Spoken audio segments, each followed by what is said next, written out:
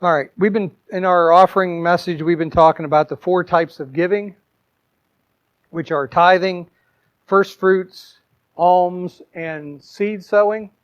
And so we've been talking about each one of those. First week we talked about tithing, and last week we talked about first fruits. So today we're talking about alms giving, alms, A-L-M-S.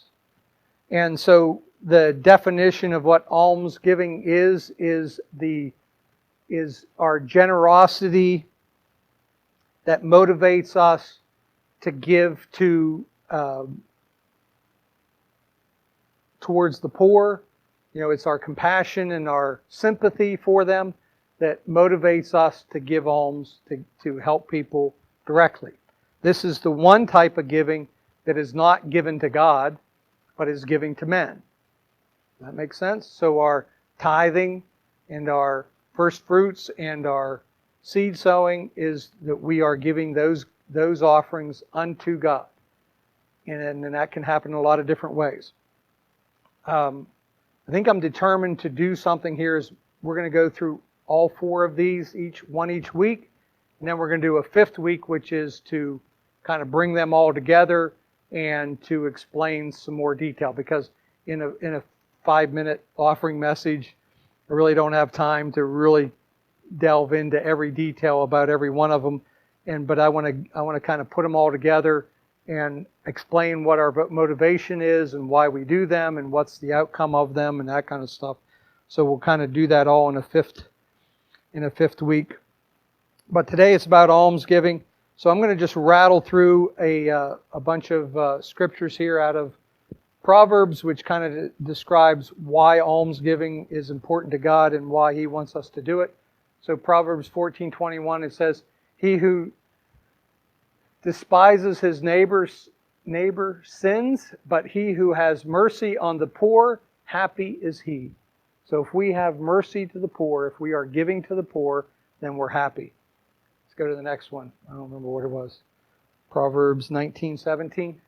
It says, "He who has pity on the poor lends to the Lord, and He will pay back what He has given." All right.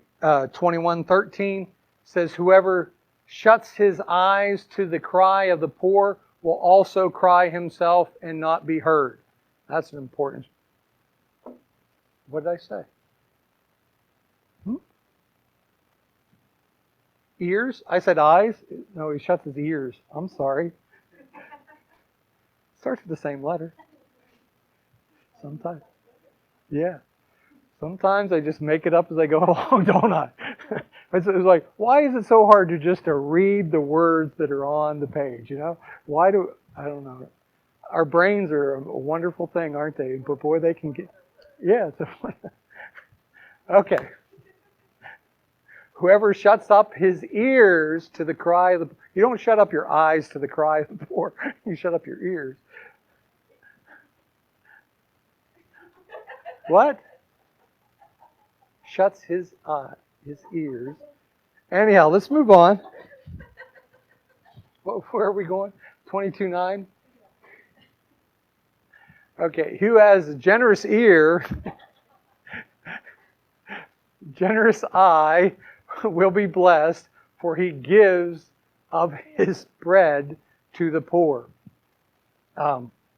There's another scripture we just heard.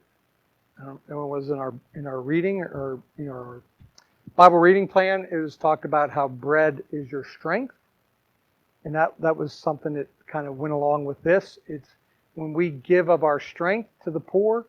It may not just be our food. It may be whatever we are strong in. What area are we strong in? And that's what we give to people. And God has made us strong in that area so that we have something to give to whoever's in need of it. Where are you going? 28:27? Is that our last one?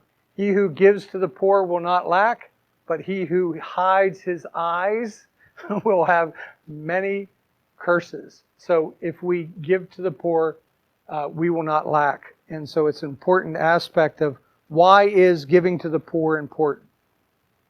It's because with that, God has promised a lot of blessings on it and a lot of things that will happen. We'll be happy, we'll be blessed, we won't be cursed, we'll, be strong ourselves. And so here's the other aspect of giving to the poor. The second verse that we looked at there was Proverbs 19:17. Can we go back to that one? That was that Psalms verse that I gave you, Anthony, that wasn't Psalms, it was Proverbs. Once I read it, I'm like, well, there it is. That's the one it should have been. He who has pity on the poor lends to the Lord, and He will pay back what He has given. And so this is an aspect of giving to the poor, that it is a loan to God. And God will never allow anyone to allow Himself to owe anyone. He will repay. So when we give to the poor, we know that there's going to be it'll come back to us what we have given. If we give $1, we'll get $1, kind of thing. God will make sure that we get back what we've loaned to Him. Not lended, what we've loaned to Him. He will get it back to us. So let's go to Matthew 6:3. And here's an aspect of giving. This is not just for this alms giving, it's kind of for all giving, or for doing, just giving of our time, giving of our skills, our talent, our abilities. It says, but when you do a charitable deed, do not let your left hand know what your right hand is doing. And I've heard people take this verse and make a whole doctrine for their life out of it that is contrary to that. Can you put it up in the King James? That's the New King James. Let's go to King James.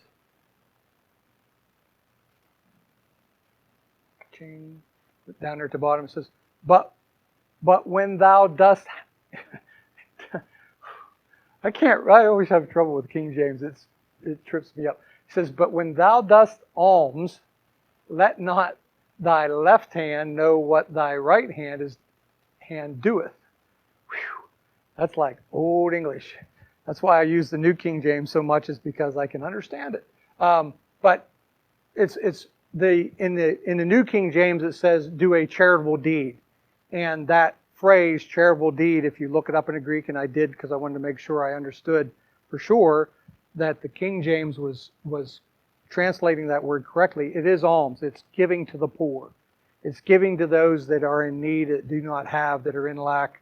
And so when we do charitable deeds, do not let your left hand know what your right hand is doing. And this is the word of Jesus. If you read this scripture, it's in red. It's Jesus giving this instruction. And what He's saying is, some people have taken this to an extreme, is that they don't want to have any recognition for anything they do. They want to make sure nobody knows nothing. Well, this is the only type of giving that Jesus said this about, was almsgiving. He did not say this about tithing or first fruits or seed sowing. And so we see in Scripture many, many times when offerings are public, when the children of Israel brought their goods to build the temple, and they finally brought so much that they had to say, stop them, we've got too much. We got too much lumber, we got too much gold, we got too much silver, too much fabric, we got too much. They got to stop. Well, it was accounted to who brought what and how much they brought. It's in the Scripture. You can read it and go down through it family by family, who brought what and how much they brought. So not every type of giving is to be in secret or in where you don't let your right hand know what your left hand's doing, or your left hand know what your right hand's doing. It's the only place that this is talked about is in almsgiving. And the reason for this is to protect the honor or the dignity, the dignity of the person you're giving it to. In other words, I'm not, and Jesus goes on and talking about the Pharisees, how they, or talking about people, how they toot their own horn. They get, they have a big traveling band and they make a big deal of it that they're giving to the poor.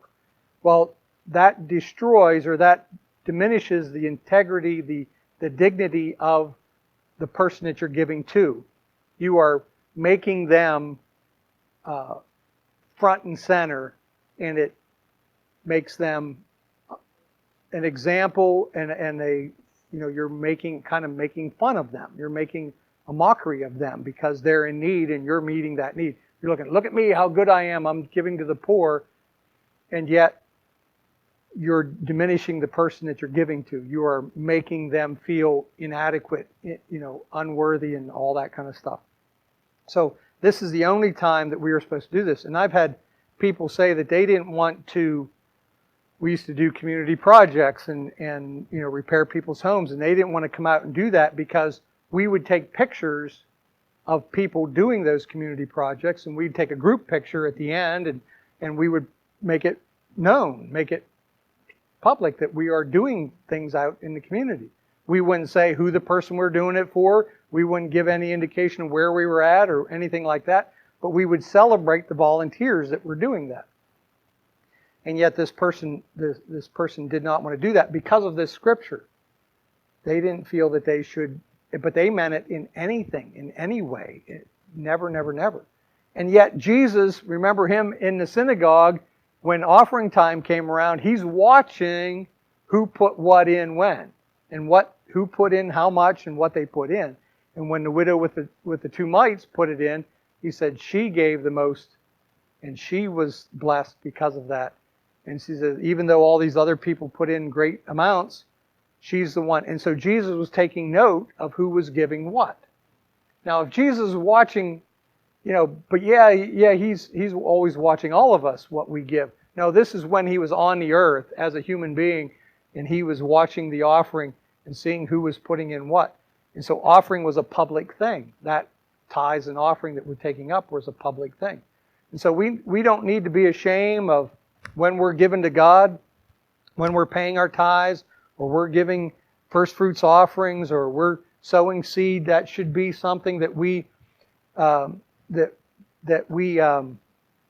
don't cower from, we don't hide from it, but yet, we want to, when other people find out about it, or if it's done in such a way that it's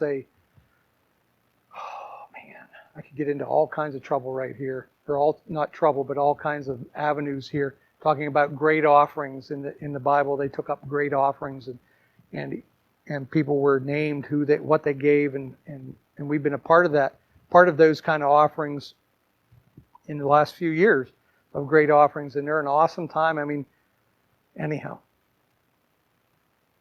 All right, what else do I want to go? Where else do I want to go, Lord? There's something else here that I'm forgetting or I'm not doing or something. So when you give to the poor, I would agree. Don't let your left hand know what your right hand's doing. Do it discreetly. Do it with honor. Do it with you're building this person up. You're not trying to make yourself look good. So in that time of giving alms, take yourself out of the center of that circle that's making you look good, and put other people in there that you're blessing. And what will happen is that other people will be encouraged by you, and they'll want to bless too. And they'll want to give things. If you take yourself out of the center of it, say, look at me, how great I am. And if you take yourself out of that and you make the person that you're blessing or that you're giving to God, and anyhow. I was going to tell the story of Cold Stone. We went to a Cold Stone ice cream shop. You know what I'm talking about? And I don't know if they do this at all Cold Stones, but they do this singing thing. So if you give us a tip, if you put money in their tip jar, then the person behind the counter will start singing. I didn't know this at the time. And we were in Branson when this happened. And it's kind of like a Branson thing. We thought it was, maybe that's just something they do in Branson. But anyhow, this guy went in, broke into song, and he was going after it. And it's funny, the people that were behind me, everybody started putting a tip in. But the people ahead of us weren't. And I just saw the tip jar, and I just put it in. I like to be generous. But it was funny how it inspired everybody else to give as well.